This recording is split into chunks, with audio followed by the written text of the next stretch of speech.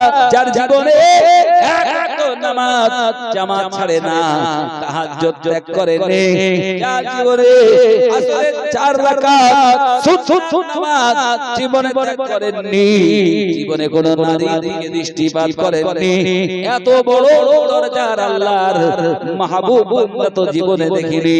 হুজুর আপনাকে একটু দেখতে চাই। ভাইরা বাপজিরা, জনগণ থেকে অবাক হয়ে গেল। ইনি আর অন্য কেউ নন, ইনি আর অন্য কেউ নন, সেই জামানার ভারতবর্ষের সম্রাট, ভারতবর্ষের বাদশা হযরত শামসুদ্দিন আলতামাস রাহমাতুল্লাহ আলাইহি। আর একটু জোরে হবে না? তাকবীর দেন, নারায়ে তাকবীর। তাহলে একটা দেশের বাদশা হয়ে, একটা দেশের সম্রাট হয়ে জিন্দেগীর এক ওয়াক্ত নামাজে জামাত ছাড়ে না। সুবহানাল্লাহ। আচ্ছা, এই দেশে যে দেশের সম্রাট জিন্দেগীতে জামাত ছাড়ে না, নামাজ ছাড়ে না, যে দেশের সম্রাটের তাহাজ্জুদের নামাজ কাজা হয় না, যে দেশের সম্রাটের আসরে 4 রাকাত সুন্নাত নামাজ ছাড়ে না, যে দেশের সম্রাট কোন বেগুনা নারীর দিকে দৃষ্টিপাত করে না, বলুন এই রকম শাসক সম্রাট থাকলে সেই দেশে আল্লাহর রহমত হবে না? হবে না? আর এখন যারা হয়েছে সম্রাট, এখন যারা শাসক হয়েছে, এরা কারা? একটু বলে, এরা কারা? দেশে এমনি আল্লাহর রহমত উঠে যাচ্ছে, এমনি গজব আসছে। মুসলমান, এই জন্য দোষ শুধু তাদের নয়, দোষ আমাদেরও আছে। দেশের জনগণ যখন আল্লাহ ওয়ালা হবে, রাসূল আল্লাহ হবে, কোরআন ওয়ালা হবে, দিনদার হবে, নামাজি হয়ে যাবে, হালাল খাবে, সত্য কথা বলবে, আল্লাহ তাদের উপরে এমন শাসক নিযুক্ত করে দেবেন, সে শাসক হবে তাদের উপরে দয়াশীল, তাদের উপরে ক্ষমাশীল, মায়া, মমতা, উদারতা, তার মধ্যে আল্লাহ সৃষ্টি করে দেবেন। জোরে বলে। আর দেশের জনগণ যখন ডুপ্লিকেট হয়ে যাবে, 2 নম্বর হয়ে যাবে, জালিয়াত হয়ে যাবে, চিটিংবাজ হয়ে যাবে, মিথ্যেবাদী হয়ে যাবে, বেনামাজি হয়ে যাবে, আল্লাহর নাফরমানি করবে, রাসূলের গাদ্দারি, রাসূলের সাথে বিয়াদবি করবে, কোরআনের সাথে বিয়াদবি করবে, ও মনে রাখো, তখন আল্লাহ দয়া উঠিয়ে নেবে। আল্লাহ পাক তাদের উপরে দয়াকে তুলে নিয়ে তাদের উপরে জালেম শাসক নিযুক্ত করে তাদের সাইজ করে দেবে। ঠিক কি না? এগুলো পাপের ফল। এগুলো কি বলেন না? পাপের ফল। সুতরাং ভাইরা আমার বাপজিরা, মা বোনেরা, নিবেদন করছি, আপ ভালো যা জগৎ ভালো, তার একটা প্রবাদ আছে না? কথা বলে, নিজে যদি ভালো হই তাহলে জগৎ ভালো হবে, আর নিজে যদি খারাপ হয়ে যায় তাহলে জগৎ খারাপই মনে হবে। আলোচনা করতেছিলাম কোরআন নিয়ে, অল্প একটু কথা বললাম। এবারে আলোচনা হবে আমার রাসূলকে নিয়ে। আপনারা অসন্তুষ্ট হচ্ছেন নাকি? রাগ করছেন নাকি? একবার দরুদ শরীফ, আল্লাহুম্মা সাল্লি আলা সাইয়্যিদিনা মাওলানা মুহাম্মদ ওয়া আলা আলি সাইয়্যিদিনা।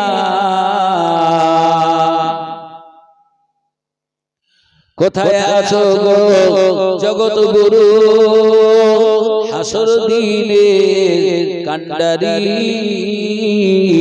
তোমা বিহনে এহন জগৎ দিবস হইল আধারি। আল্লাহুম্মা সাল্লি আলা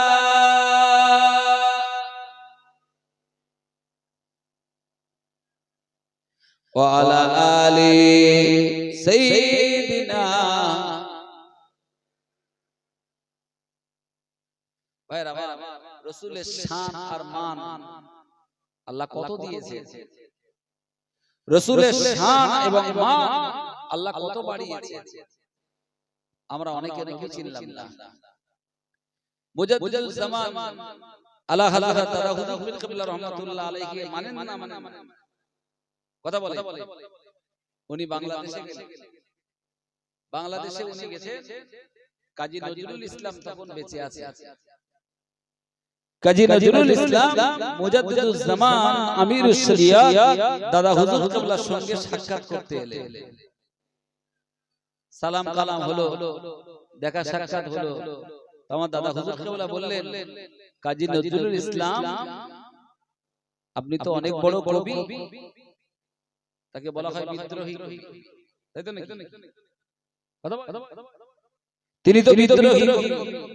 বললেন, কাজী নজরুল তুমি তো অনেক কবিতা রচনা করেছো, তা আমার রাসূলের শানে একটু কবিতা রচনা করে শোনাও তো।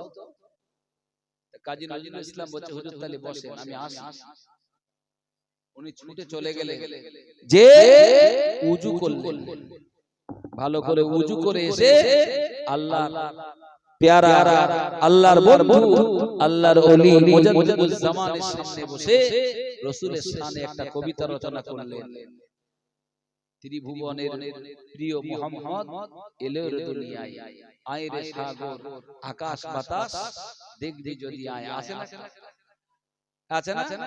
কাজী নজরুল ইসলাম তো মুজাদ্দিদুজ জামান তারে জিজ্ঞেস করলেন যে নজরুল ইসলাম তুমি যে এই কবিতাটা রচনা করলে, তুমি তো কবি, তুমি তো যে কোনো জিনিসের উপর একটা কবিতা রচনা করতে পারো, তা আমি নবীজির নামে কবিতা রচনা করতে বললাম, আর তুমি উযু করলে কেন? মুসলমান ছেলেরা, যুবকেরা, ও জওয়ানেরা, মুরব্বিরা, মা বোনেরা, কাজী নজরুল ইসলাম ওই সময় বলেছিলেন, আমি পাপী হতে পারি, গুনাহগার হতে পারি। হে আবু বকর সিদ্দিক রাহমাতুল্লাহ আলাইহি মুজাদ্দিদুল জামানকে লক্ষ্য করে বলেছিলেন, আমার এই জবান দিয়ে আমি রাসূলুর নাম নেব, আমার রাসূলুল্লাহর গুণগান করব। না না না, আমার উযু নেই, এটা তো হতে পারে না। আমি যদি এই জবানে রাসূলের নাম নিই, বরকত পাওয়া যাবে। তবে যদি উযু করে আমার জবানকে পাক করে, শরীরকে পাক করে আমার রাসূলের শানে কবিতা পড়ি, আমার রাসূলের শানে নাম তৈরি করি, আমার আল্লাহ খুশি হয়ে যাবে, আমার রাসূলও খুশি হয়ে যাবে। কাজী নজরুল ইসলামের যে কবিতাগুলোর ভিতরে ঈমান আছে, ইসলাম আছে, আমাদের দেশে সেই কবিতাগুলো পড়ানো হয় না। আমাদের দেশে সিলেবাস এখন আর নেই, আপনারা হয়তো পড়েছেন। এখন সব যেসব কবিতা দিচ্ছে, যেসব সিলেবাসে যেসব কবিতা আসতেছে, এ পড়লে কেউ ঈমান পাবে না, ঈমানের স্বাদ এখানে। তিনি বলছেন, মসজিদের পাশে আমার কবর দিও ভাই। কি বলছেন? মসজিদের ওই পাশে আমার কবর দিও ভাই, শুক্রবার দিন যেন আমি আযান শুনতে পাই। সুবহানাল্লাহ। তাহলে তার ভিতরে আযান, নামাজ, দিন, এই চেতনা ছিল না? ছিল। সম্মানিত ভাইরা, সেই নবী পাকের শানে খুব ভক্তি মহব্বতে একবার দরুদ শরীফ পড়েন। আল্লাহুম্মা সাল্লি আলা সাইয়্যিদিনা মাওলানা মুহাম্মদ ওয়া আলা আলি সাইয়্যিদিনা।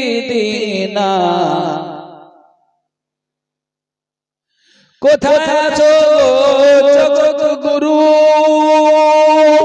হাসর দিনের কান্ডারি, তোমা বিহনে ইহন জগৎ দিবস হইল আধারি। আল্লাহুম্মা সাল্লি আলা সাইয়্যিদিনা মাওলানা মুহাম্মদ ওয়া আলা আলি সাইয়্যিদিনা।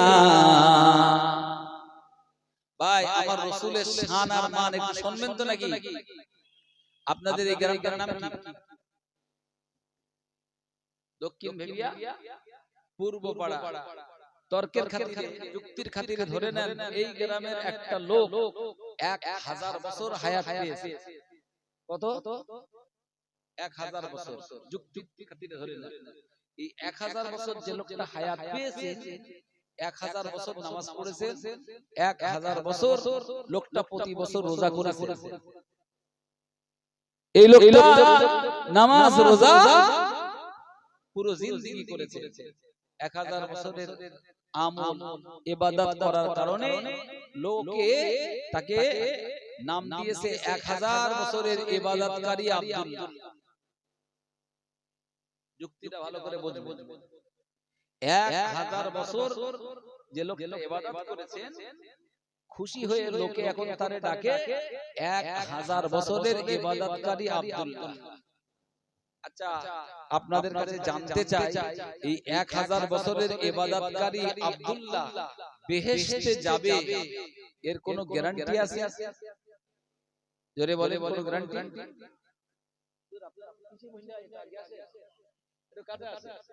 1000 বছর যদি হায়াত পায় আর 1000 বছর যদি ইবাদত করে, এর পরেও গ্যারান্টি দেওয়া যাবে না আল্লাহর দয়া হলে জান্নাতে যাবে, কিন্তু গ্যারান্টি নেই যে লোকটা জান্নাতে যাবেই যাবে। গ্যারান্টি আছে? এই গ্রামের একটা লোক, সাপোজ বলছি, মনে করুন অমুসলিম বেদিনের ঘরে তার জন্ম। ওই লোকটা আজকে দুপুর বেলা কলেমা পড়েছে, ঈমান। সাপোজ এটা রাসূলের যুগ ধরে নেন। ওই লোকটা শুনেছে যে মক্কাতুল মুকাররমাতে মুহাম্মাদুর রাসূলুল্লাহ সাল্লাল্লাহু আলাইহি ওয়াসাল্লাম আছেন। তো যে নবীর প্রতি ঈমান এনেছে, আমাকে এখন সেই মক্কায় যেতে হবে। তো সব কিছুর বিনিময়ে তিনি মক্কা শরীফে যাওয়ার জন্য তৈরি হলেন এবং একদিন তিনি পৌঁছেও গেলেন। মক্কা শরীফে যে রাসূলুল্লাহ সন্ধান দিচ্ছেন, কিন্তু শুনলেন যে রাসূল আমার মক্কা শরীফে নেই, উনি হিজরত করে মদিনায় চলে গেলেন। তা আবার 500 কিলোমিটার দূর মদিনায় চলে গেলেন। মদিনায় যাওয়ার পরে, যুক্তিটা ভালো করে বুঝুন, মদিনায় যাওয়ার পরে আল্লাহ রাসূল সাল্লাল্লাহু আলাইহি ওয়াসাল্লাম কোথায় আছেন, কোন জায়গায় গিয়ে রাসূলকে পাওয়া যাবে, রাসূলের সাক্ষাৎ হবে, বিভিন্ন মানুষের কাছে জানতে চাইছে। হঠাৎ একজন বান্দা বললেন, ও আল্লাহর বান্দা, ওই যে আবু আইয়ুব আনসারী, ওই বাড়িতে আল্লাহর হাবিব আছেন, আল্লাহর নবী আছেন। একটু পরে মসজিদে আযান হয়ে যাবে। আযান হওয়ার পরে ওই বাড়ি থেকে নূরানী চেহারার অতীব সুন্দর সুদর্শন সুপুরুষ একজন মানুষ বার হয়ে মসজিদের দিকে যাবেন। ওই মানুষটাই হলেন আল্লাহর হাবিব মুহাম্মদুর রাসূলুল্লাহ। লোকটা সবে মুসলমান হয়েছিল, এখান থেকে মক্কা শরীফে গেল, মক্কা থেকে মদিনায় গেল। ভাইরা আমার, এখনো সে নামাজ পড়েনি, রোজা করেনি, আমল ইবাদত কিচ্ছু করেনি। ওই লোকটা আল্লাহর রাসূলের জন্য দাঁড়িয়ে আছে। আযান হয়ে গেল, এরপরে আল্লাহর হাবিব মুহাম্মদ রাসূলুল্লাহ সাল্লাল্লাহু আলাইহি ওয়াসাল্লাম আবু আইয়ুবের ঘর থেকে বার হলেন, মসজিদে নববীতে যাবেন। এমনি সময় লোকটা আল্লাহর রাসূলের চাঁদখানা দেখে আবেগে আল্লাহর হাবিবের সামনে গিয়ে বলল, আসসালাতু আসসালামু আলাইকা ইয়া রাসূলুল্লাহ, ইয়া হাবিবাল্লাহ। আল্লাহর রাসূলকে একটু সালাম জানালো। আল্লাহর হাবিবকে সালাম জানিয়ে দিল, আবার রাসূলকে সালাম জানিয়ে দিল। আল্লাহ রাসূল সালামের জবাব দিলেন। রাসূলের চেহারাটা সুন্দর করে লোকটা দুই নয়নে ভালো করে দেখলো। দেখার পরই ওই লোকটা মারা গেল।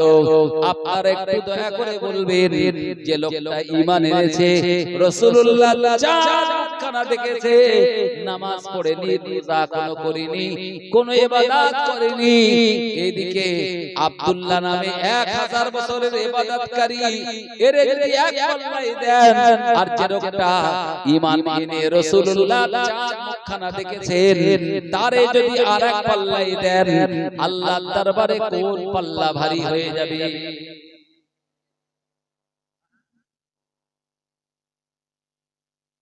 কোন পাল্লাটা ভারী হবে?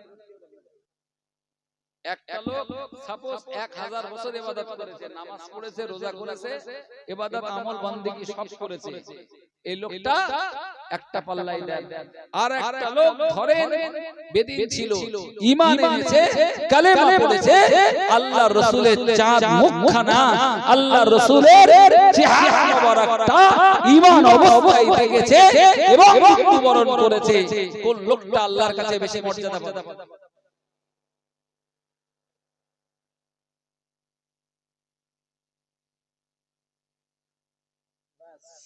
এইটা বুঝুন রাসূলের শান বোঝা হয়ে যাবে। দুপাড়া পড়ে তো বিরাট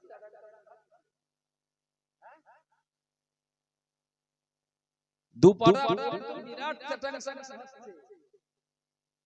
শোনে রাসূল পাক সাল্লাল্লাহু আলাইহি ওয়াসাল্লাম কে যে লোকটা নিজে ঈমান এনে হুজুরের চেহারাটা দেখবে, ওই লোকটা সাধারণ মুমিন নয়, সাধারণ মুসলমান নয়, ওই লোকটি এখন রাসূলের সাহাবা হয়ে যাবে।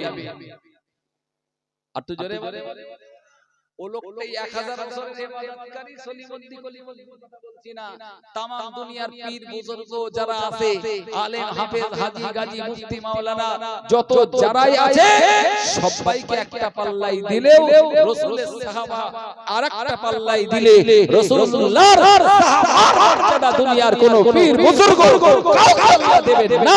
সাহাবা کرام এই সূত্রে তার মর্যাদা বেশি হয়।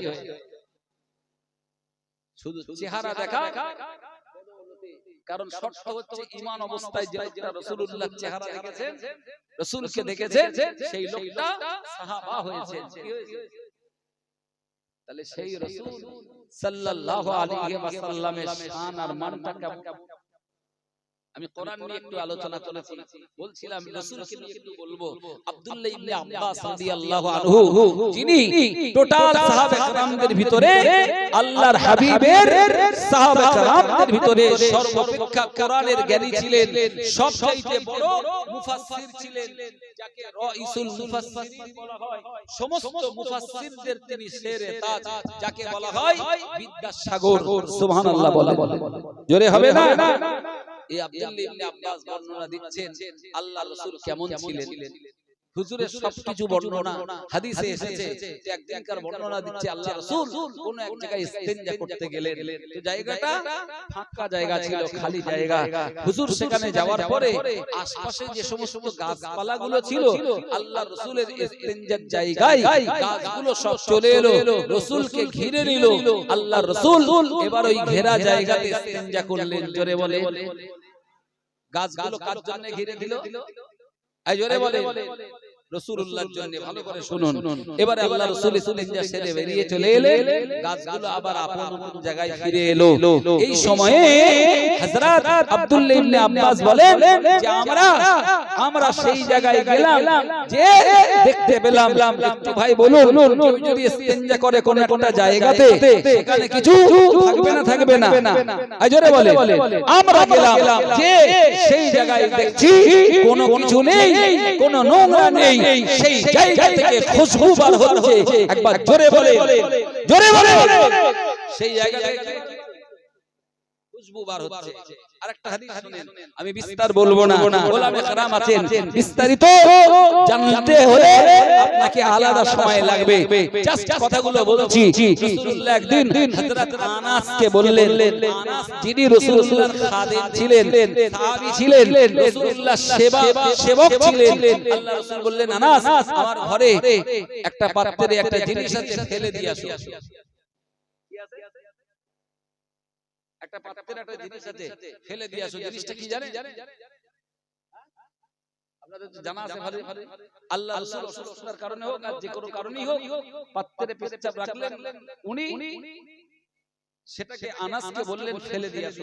হযরত আনাস রাদিয়াল্লাহু আনহু রাসূলের সেই পেশাবটা নিয়ে ফেলতে যাবেন, একটু দূরে গেলেন, যে সেই পাত্রের ঢাকনাটা খুলে দেখছেন তার ভিতর থেকে খুশবু আসছে। সবাই জোরে বলেন, কেউ মুখ বন্ধ করেন না, জোরসে বলেন মাশাআল্লাহ। আমার রাসূলুল্লাহ শরীরের বর্জ্য যার থেকে সুগন্ধ খুশবু আসতেছে, হযরত আনাস ফেলে আর কোথায় দেবে? তিনি ঢক ঢক করে গিলে নিলেন, পান করে নিলেন, পেটে ফেলে দিলেন। একটু জোরে বলে। আল্লাহর হাবিব জিজ্ঞেস করলেন, আনাস, যেটাকে ফেলে দিতে বলেছি, আনাস তুমি বাবা ফেলে দিয়েছো কি? বলে ইয়া রাসূলুল্লাহ, হাবিবাল্লাহ, এত দামি জিনিস, এত খুশবুদার জিনিস, হুজুর এটা কি ফেলে দেওয়া যায় নাকি? ইয়া রাসূলুল্লাহ, হাবিবাল্লাহ, হুজুর আমি সেটাকে আমি আবেগে ঢক ঢক করে গিলে নিয়েছি, আমার পেটে ফেলে দিয়েছি, আর কোথাও ফেলে দেইনি। নবী আমার বললেন, খবরদার, না না না, তুমি যেটা খেয়েছো ওটা দুনিয়ার কোনো দামি, দুনিয়ার কোনো জিনিস নয় রে, ওটা অন্য কোনো শরাব নয় রে আনাস, ওটা হলো আমার শরীরের বর্জ্য। তবে আনাস তুমি মনে রাখো, ও আনাস তুমি জেনে রাখো, আমি রাসূলুল্লাহ বলছি, যে পেটে আমার প্রস্রাব পড়েছে, তোমার এই পেটটা জিন্দেগিতে আর কোনোদিন খারাপ হবে না, পেটটা আর কোনোদিন গোলমাল হবে না, পেটের কোনো গন্ডগোল আর কোনোদিন হবে না। আর একটু জোরে বলা যাবে না, আর একটু জোরে হবে না।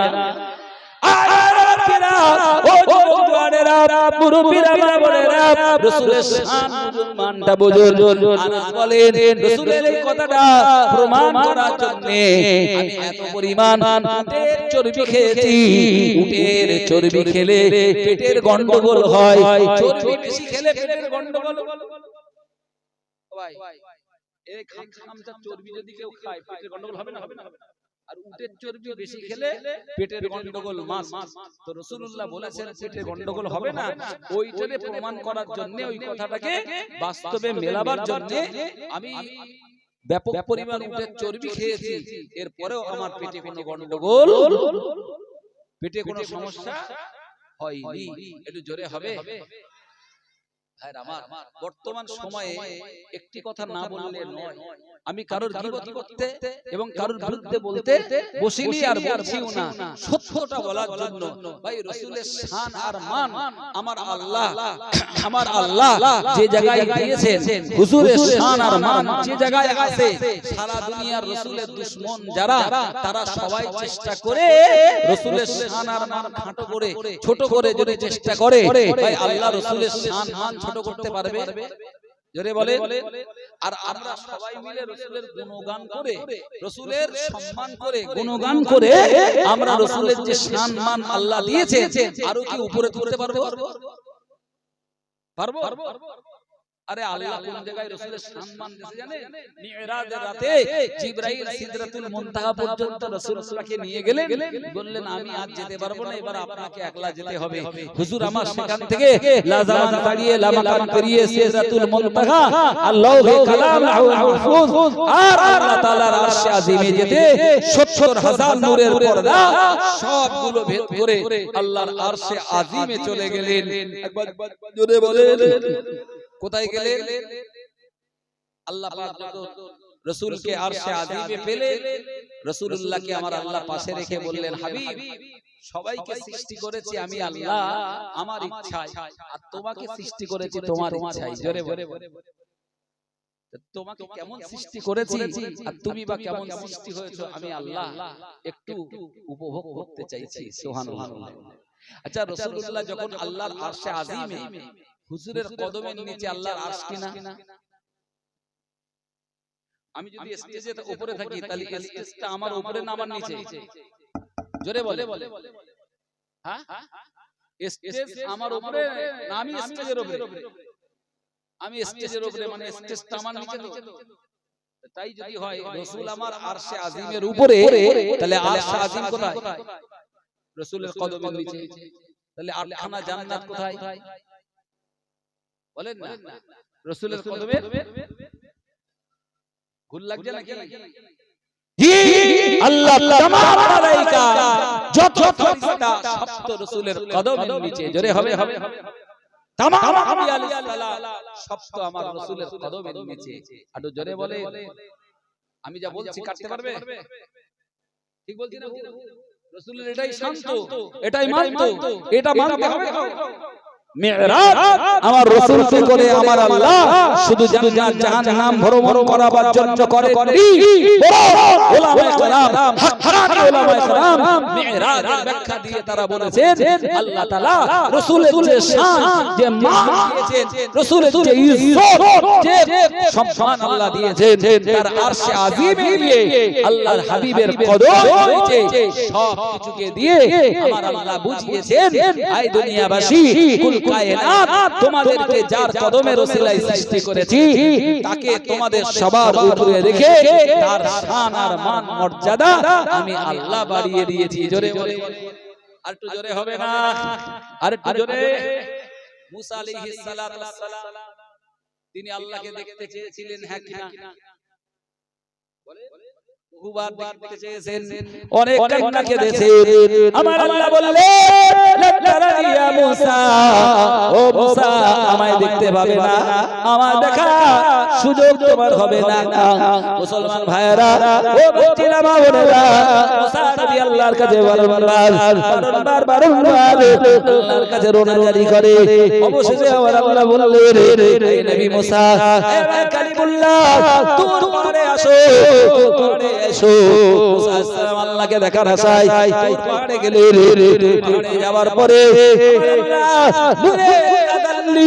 নূরে তাদাল্লি পাহাড়ের উপরে নিক্ষেপ করলেন কোরআন জানিয়ে দিয়েছে আল্লাহ তাআলা রাব্বুহু জাবালে জালাহু দাতা আল্লাহর বান্দা মনে রাখো দিন আমার আল্লাহর নূরে তাদাল্লি আমার আল্লাহ নূরে তাদাল্লি দূর পাহাড়ের উপরে নিক্ষেপ করলেন দূর পাহাড়টা জ্বলে পুড়ে ছাই হয়ে গেল মুসা আলাইহিস সালাম তিনি বেহুশ হয়ে গেলেন ও ভাইরা বাচ্চারা মুসা আলাইহিস সালাম আমার আল্লাহকে সরাসরি দেখতে পারেননি আমার আল্লাহর নূরের তাদাল্লিতে দূর পাহাড়টা পুড়ে গেল আল্লাহর নবী মুসা আলাইহিস সালাম 40 দিন বেহুশ হয়েছিলেন মুসলমান বাচ্চারা ভাইরা একটু দয়া করে বলবেন মিরাজের রাতে নবীজি আমার আল্লাহর আরশে আযীমে গেলেন বলুন রাসূলুল্লাহ কি বেহুশ হয়েছে এই জোরে বলে তাহলে মুসা আলাইহিস সালাম পয়গম্বর তিনি নবী আর আমার রাসূল নবী দুজন নবীর ভিতরে পার্থক্য আছে না না তাই বলে মুসা নবীকে আমি ছোট বলতে পারবো না কোন নবীকে ছোট কোন নবীকে যদি কেউ সামান্যতম জেনে হোক না জেনে হোক ইনকার করে কি হবে দুম ফুটে হবে না হবে না হবে না কথা বলেন না কি হবে কিছু বলছে না কেন ভয় লাগবে নাকি যেখানে আল্লাহ আর রাসূলের মামলা যেখানে আল্লাহ আর রাসূলের বিষয় মনে রাখবেন মুসলমান ওখানে আর কারোর সাথে কনসিডার সাহাবে کرام তলোয়ার ধরেছে নিজের বাপের বিরুদ্ধে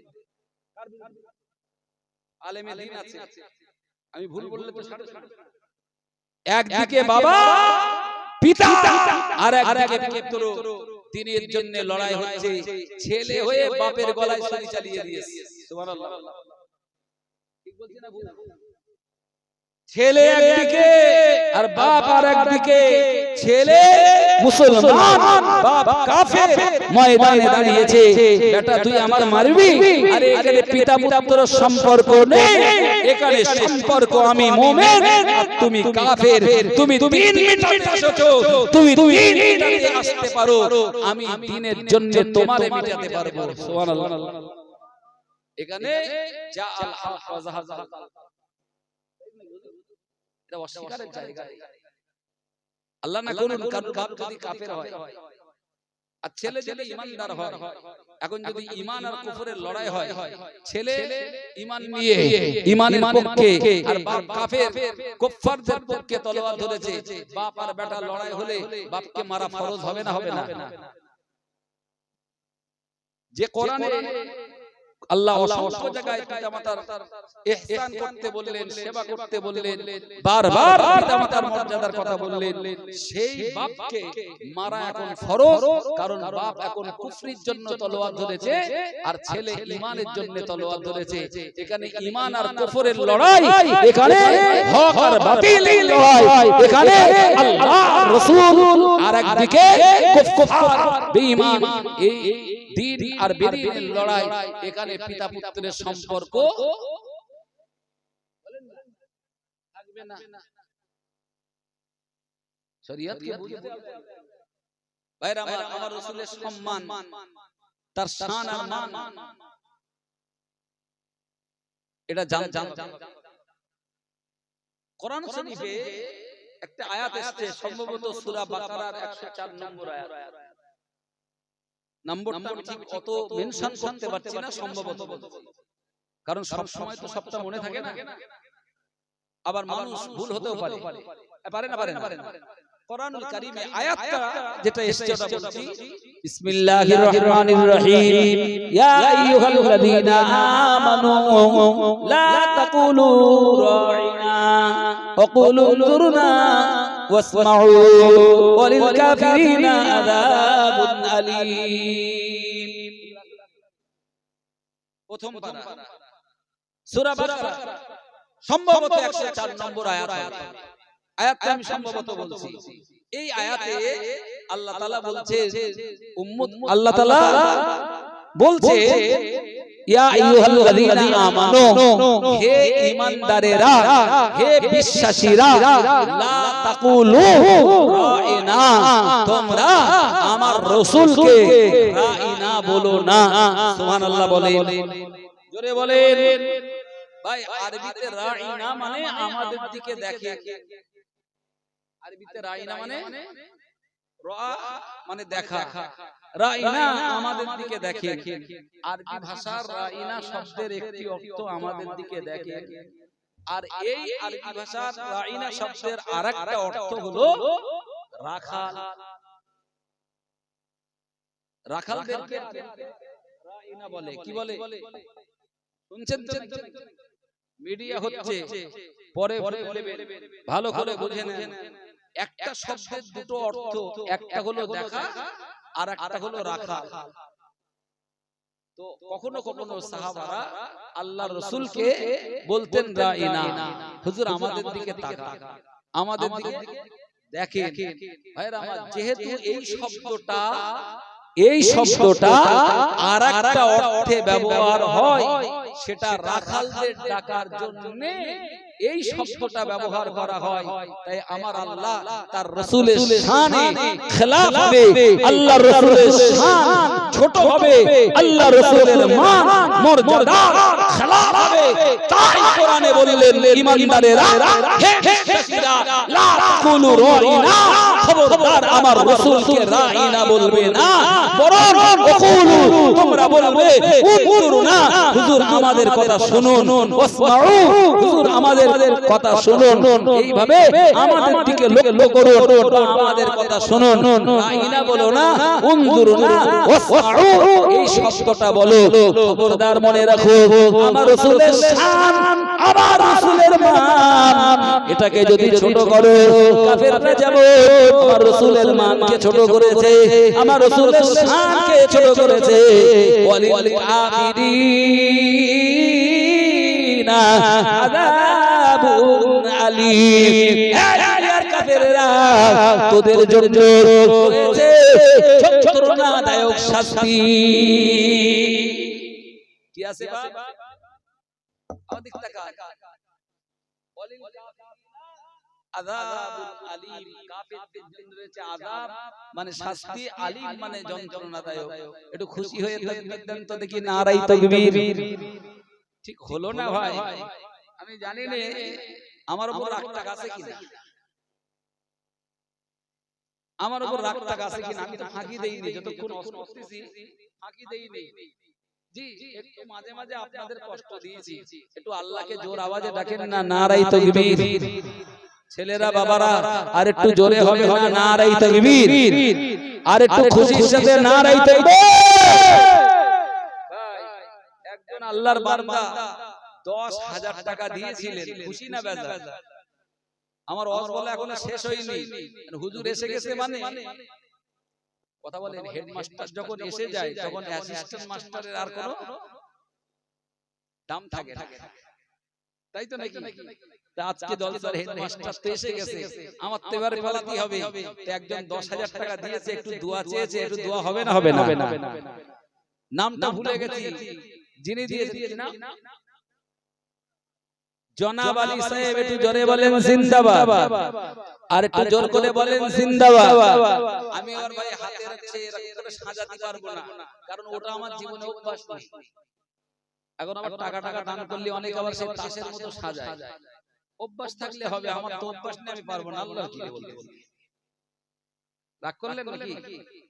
টাকা তাসের মতো সাজান যাবে না। যা দিয়েছে আল্লাহর রাস্তায় নগদ 10,000 টাকা, আপনারা খুশি না বেদা? একটু জোরে বলেন খুশি না বেদা? তাকবীর দেন তো খুশি হয়ে, নারায়ে তাকবীর, নারায়ে তাকবীর। আল্লাহর বান্দা 10,000 টাকা দিয়েছে। এ রব্বি আল্লাহ, আমার এই ভাইয়ের দান কবুল করো, হায়াতে বরকত দিন, সংসারে শান্তি দিন।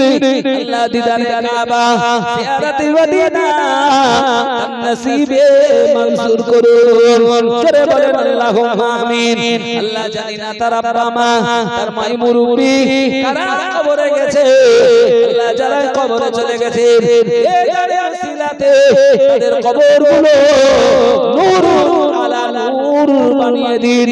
একটু জোরে বলে আল্লাহুম্মা আমিন। নারায়ে তাকবীর, নারায়ে তাকবীর। ভাই আমার, আমি দান চাইনি আজকে, কারণ আজকে হেডমাস্টার এসেছেন নাকি হেড হুজুর এসেছেন, ভুল বুঝবেন না জানো, আমি তার কাছে ছাত্ররই মতো। জি, তিনি আমাকে যথেষ্ট স্নেহ করে ভালোবাসেন, আর আমিও তাকে সেই শ্রদ্ধা করি, দোয়া চাই আল্লাহ তার হায়াতে বরকত দিন, শরীরকে সুস্থ রেখে দিন, দ্বীনের খিদমতে আল্লাহ তাকে মঞ্জুর করুন, বলুন আল্লাহুম্মা আমিন। আলহাজ হযরত মাওলানা শাহানুর আলম সাহেব হুজুর, একটু জোরে বলেন জিন্দাবাদ। জোরে হবে না ভাই জিন্দাবাদ? তার রস শুনবেন না, শুনবেন না? এক্ষুনি কি খাওয়ার সময় হয়েছে? এমনি তো 12টার আগে আমরা এখন আর ঘুমোই নেই। আগের দিনে যা হয়েছে হয়েছে, মোবাইল ওঠার পরে 12টা 1টা এর আগে ঘুম লাগে? মোটি ঘুম লাগে না। তো আল্লাহর আরেক বান্দা একজন 10,000 দিলেন, আর একজন বান্দা 1,000 দিলেন। দান কিন্তু আমি চাচ্ছি না, দান হুজুর চাইবেন। তবুও কেউ যদি মনে করেন যে ছোট হুজুরটার কাছে একটু দিয়ে যায়, ছেলে মানুষটার কাছে একটু দিই, আল্লাহ শুকর দিতে পারেন। দোয়া হবে, আখিরি দোয়াতে সবার জন্য দোয়া হবে। ভাইরা আমার, যিনি 1,000 দিয়েছেন তার জন্য দোয়া চাই, আল্লাহ রাব্বুল আলামিন তার হায়াতে বরকত দিন, সংসারে শান্তি দিন, জমিন আসমানের বালা থেকে হেফাজত করে নিন। আর রব্বি আল্লাহ, তার মাই মুরব্বি যারা আযাব কবরে চলে গেছে, এদান তাদের জন্য নাজাতের ওসিলা বানিয়ে দিন। রব্বি আল্লাহ, দিদারে কাবা, জিয়ারতে মদিনা আল্লাহ তাদের নসিবে মঞ্জুর করুন।